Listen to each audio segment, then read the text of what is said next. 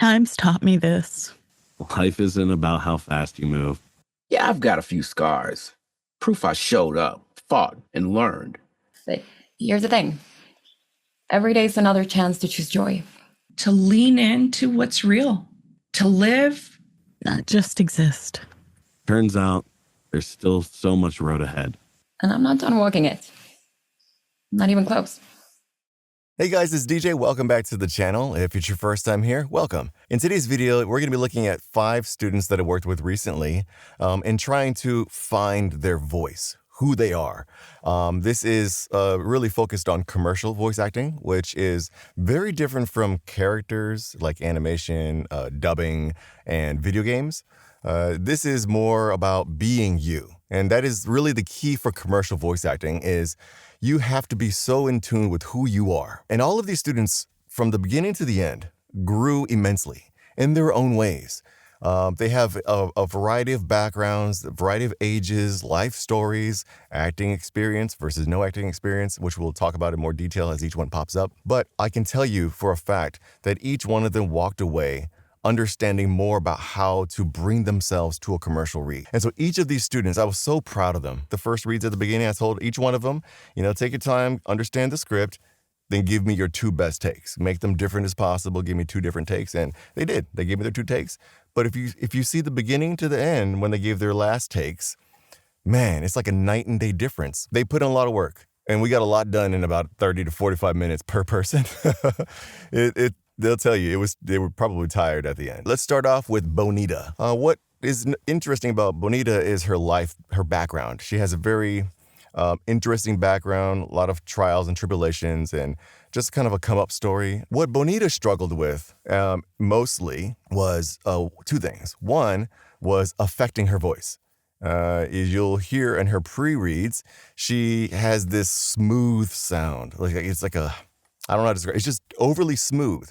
But when I heard her speaking, just, candidly to me, she has a bit of a nasally, almost raspy sound. It's like a gravelly sound. And that's her natural, that's where her voice naturally settles. But every single time she would go to the read, she would find herself being this smooth operator. And I had to had a finger wag at her a few times. The second thing she had a problem with, which I think was the biggest point of transformation, was really just being vulnerable enough to let go. And you'll see that when she did let go, it resulted in a very strong response. And it didn't come from, it wasn't a sad story. It was, it had sad parts to it, but she overcame those things. And once she finally allowed herself to be there and to feel that again, it really helped her deliver the read that she wanted to deliver because it was grounded in a story. So let's take a listen to Bonita's first 2 reads and I'll give feedback on those. Time's taught me this. Life isn't about how fast you move. Yeah, I've got a few scars. Proof I showed up, fought, and learned. But here's the thing. Every day's another chance to choose joy, to lean into what's real, to live, not just exist. Turns out there's still so much road ahead, and I'm not done walking it, not even close. Time's taught me this. Life isn't about how fast you move. Yeah, I've got a few scars. Proof I showed up, fought, learned. But here's the thing. Every day is another chance to choose joy, to lean into what's real, to live, not just exist. Turns out there's still so much road ahead, and I'm not done walking it, not even close. So as you can see on her second before take, she was trying to find something different. The first take was her first take, and then she's like, well, I got to make it sound different. And so she started hitting words differently. This is what happens when you don't really focus on having an emotional connection to the story, or you're not clear on what kind of point of view you have.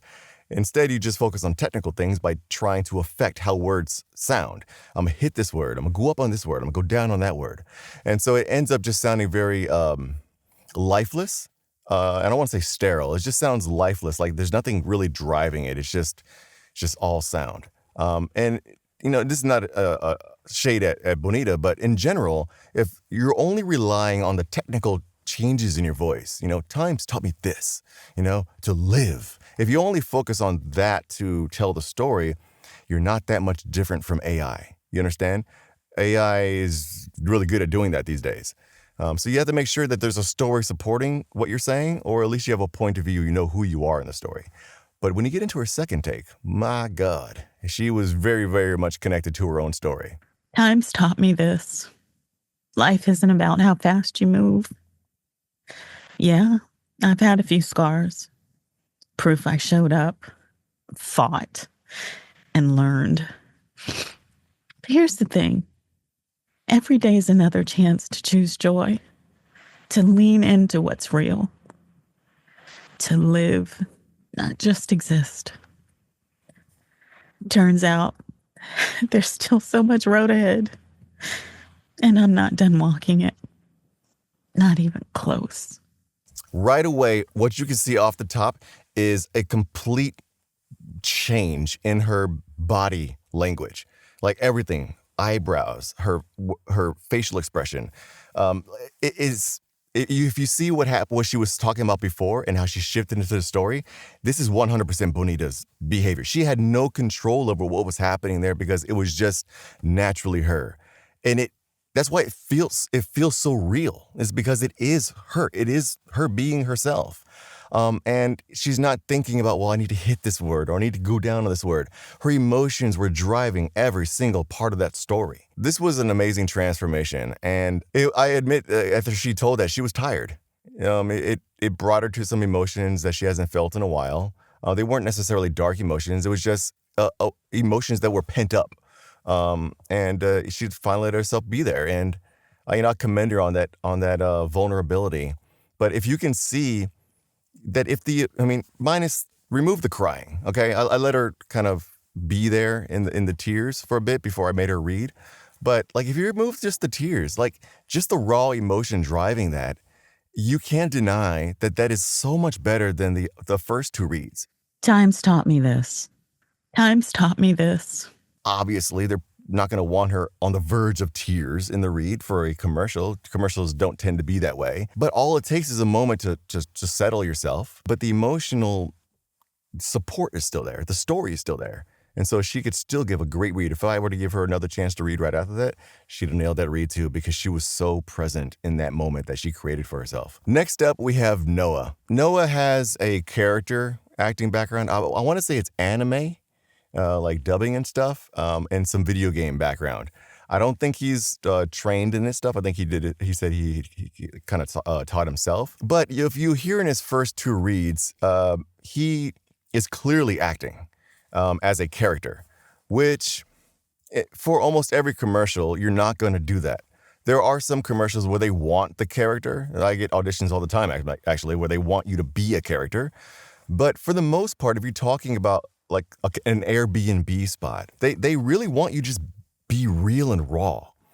And so what's interesting about Noah is his voice kind of shocked me, because when he was doing his first two reads, there were some inflections and stuff, but he didn't feel grounded in reality. Something felt off about it. And I don't mean that as a negative. I just mean I can tell he was acting. But when I started talking to him, I realized that Noah is super flat. I hesitate to use the word monotone because that sounds bad. But some people just don't have a lot of inflection in their voice naturally. Not to say that they're a boring speaker, it's just how he speaks normally.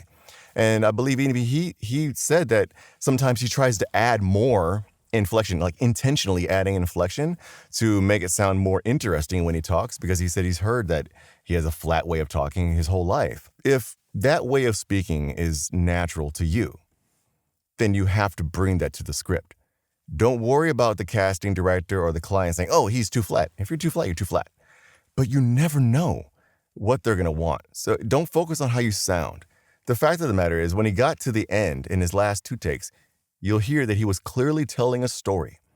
And it felt imperfect, which is a telltale sign that he is really just being himself, because our natural way of speaking is imperfect. So let's take a listen to his first two takes, and I'll give feedback on those, and then we'll look at his last two takes. Times taught me this. Life isn't about how fast you move. Yeah, I've got a few scars. Proof I showed up, fought, learned. Here's the thing. Every day is another chance to choose joy. Lean into what's real. To live, not just exist. Turns out there's still so much road ahead. And I'm not done walking it. Not even close. Time's taught me this. Life isn't as fast. Life isn't about how fast you move.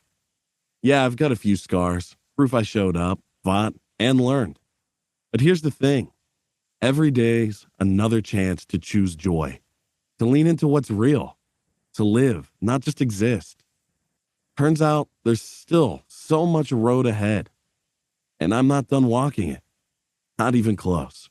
So you can hear in that first take, I believe his point of view was he was like a bit more in a I don't say sad, but in a less than happy emotion, and kind of using that kind of darkness, the dark feeling to drive him. And in the second take, I believe he was trying to go for a different point of view. Again, I'm not saying his reads were necessarily terrible. I wasn't critiquing their before reads as if that was a terrible read. I just wanted them to be able to hear the difference. And as a character actor, he was very clearly, his point of view was, I'm going to be pushing this one, and maybe a bit angry or something driving what he's saying there. But going back to what I said earlier, if you hear Noah talk, he doesn't sound like that. He's very flat. And so in his last two reads, you may think, oh, that's too flat, DJ. But if you really pay attention, he's telling a story. There's something driving, there's something supporting what he's saying. And it being flat is of no consequence. It doesn't even matter. So let's take a listen to his two final reads. Time's taught me this. Life isn't about how fast you move. Yeah, I've got a few scars. Proof I showed up, fought, and learned. But here's the thing. Every day is another chance to choose joy. To lean into what's real. To live, not just exist. Turns out there's still so much road ahead. And I'm not done walking it, not even close. Time's taught me this. Life isn't about how fast you move.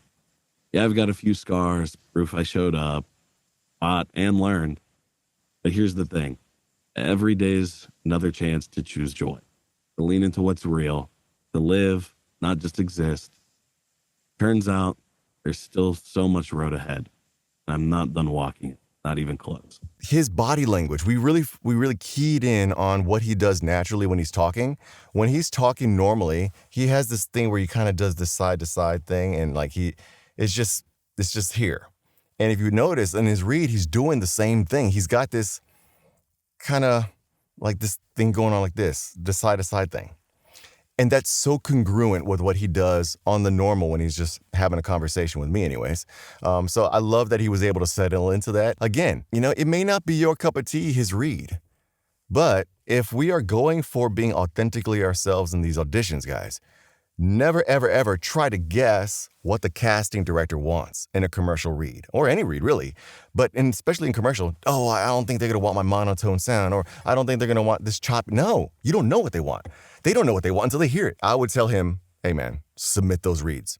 Because there's something that he does that only he can do. Just like there's something that you do that only you can do. If he, and he did, walk away feeling, you know what?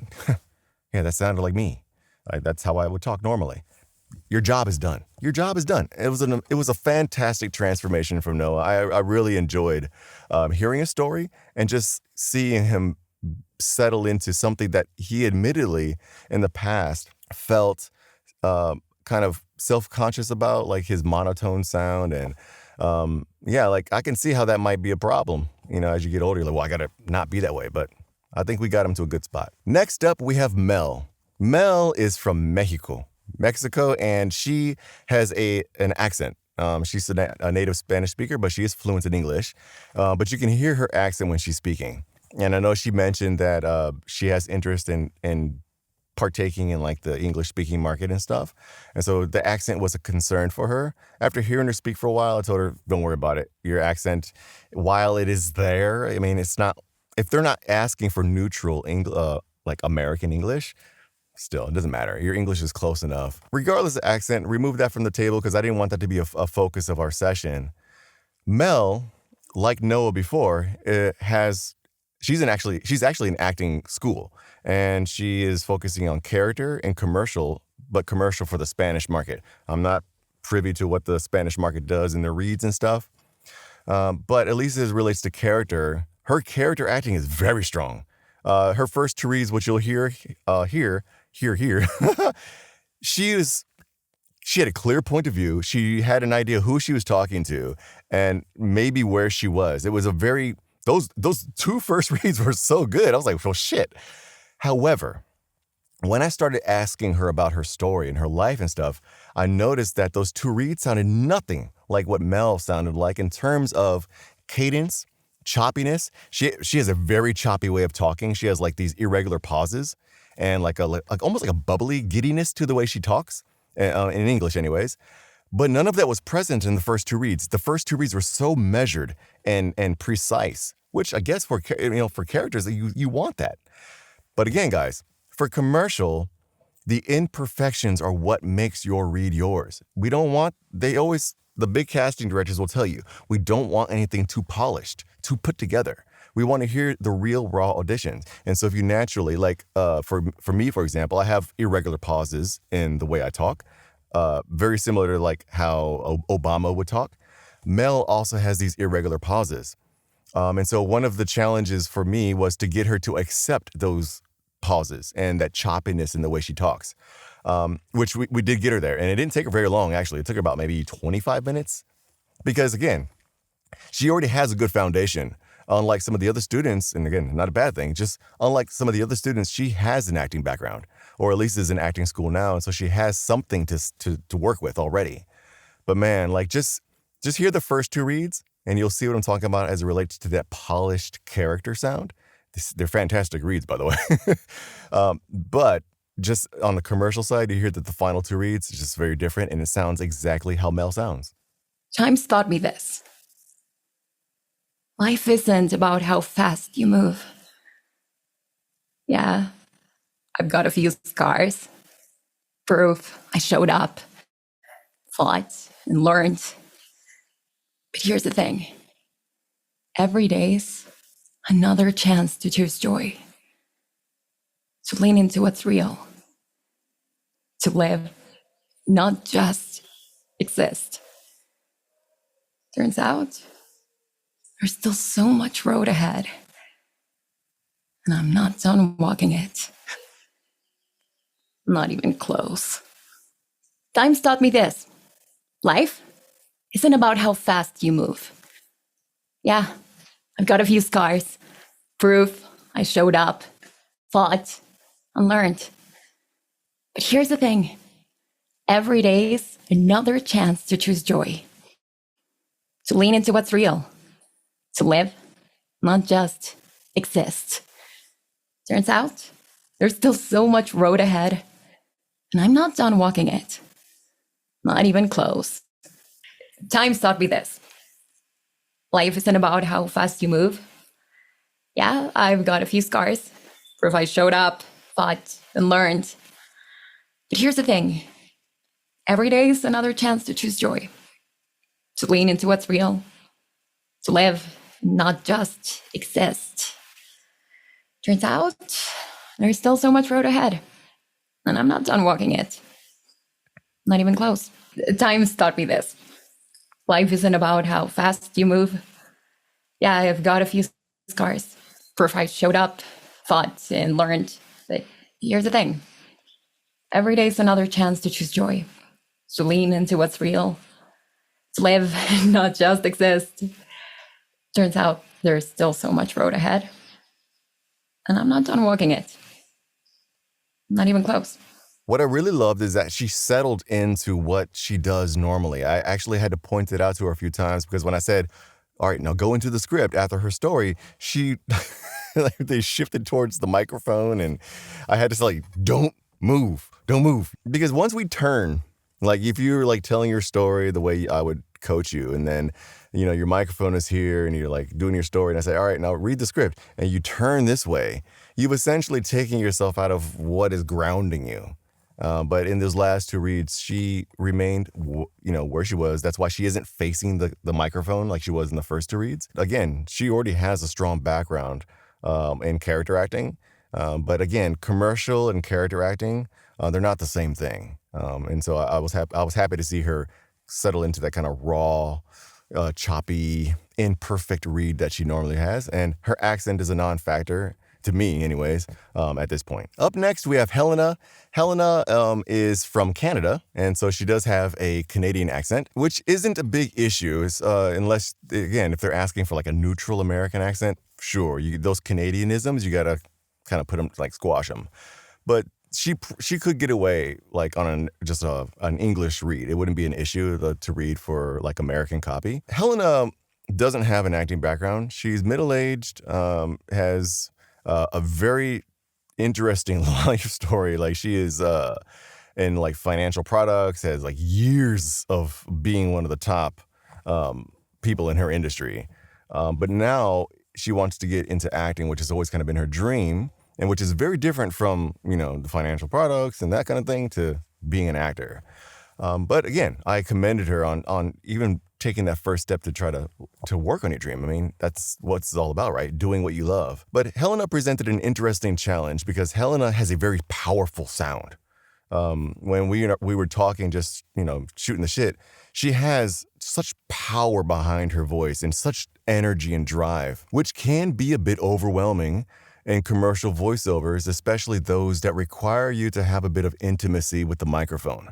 One-on-one conversations typically don't happen at the volume that she was talking at. And I don't know if that was because it was a Zoom call or what, but that was something I noticed right off the bat, was just how powerful her voice is. Something I noticed in her first two reads, which I am even guilty of early on, and many of you probably are guilty too, is if somebody asks you to give two cold reads but make them sound different, we try to find ways to make them sound different, like just by affecting our voice.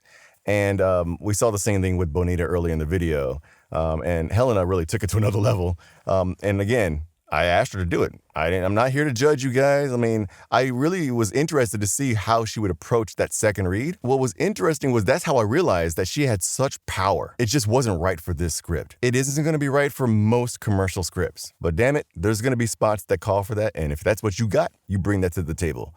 So it was nice to hear her range per se. What I'm proud of Helena for is how she took all of that power, told her story, and was able to bring it down and really be intimate with what emotion was driving her story. There was a sense of pride. There was a sense of warmth. There was a sense of intimacy. And then that final second take was like chef's kiss. It was so grounded and real that, I mean, it was a hell of a transformation. So let's take a listen to these first two and you'll kind of see what I'm talking about. Times taught me this. Life isn't about how fast you move. Yeah, I've got a few scars, proof I showed up, fought and learned. But here's the thing. Every day is another chance to choose joy, to lean into what's real, to live and just not exist. Turns out there's still so much road ahead, and I'm not done walking it, not even close. Time taught me this. Life isn't about how fast you move. Yeah, I've got a few scars, proof I showed up, fought and learned. But here's the thing. Every day's another chance to choose joy, to lean into what is real, to live and just not exist. Turns out there's still so much road ahead, and I'm not done walking it, not even close. Time taught me this. Life isn't about how fast you move. Yeah, I've got some scars, proof I showed up, fought, and learned. But here's the thing. Every day is another chance to choose joy, to lean in to what's real, to live, not just exist. Turns out there's still so much road ahead, and I'm not done walking it, not even close. That felt good. Do me a favor. Turn the smile down about 20%. All right. And read it again. Times taught me this. Life isn't about how fast you move. Mm. Yeah, I've got a few scars, proof that I showed up, fought and learned. But here's the thing. every day is another chance to choose joy, to learn, to lean into what's real, to live, not just exist. Turns out there's so much road ahead, and I'm not done walking it, not even close. Man, that second take, I did help her by giving her more of a pre-life, helping her build a pre-life. And it really helped her ground that. Because the first of the second takes was, it was good. It wasn't bad. It was too much energy for the story that we were trying to tell. So I had to give her some details in the pre-life to help her settle it. And what I gave her was enough. And you can hear on that second take, it's pulled back. It's settled. She's really having a conversation. Even her gesticulations and facial expressions are so in line with what you would expect with a conversation like that. If we're just sitting across the table and she's telling me the story, like, you know, you can see my expressions. Like I was literally in the story with her. I was like, you know, like I felt it, the story she was telling. And so this is really important, guys. You have to, if you're doing your commercial reads, especially for scripts or specs that are asking for more emotion, like warm, you know, caring, nurturing, compassionate, but you have such power in your voice normally, you got to learn to turn that dial down.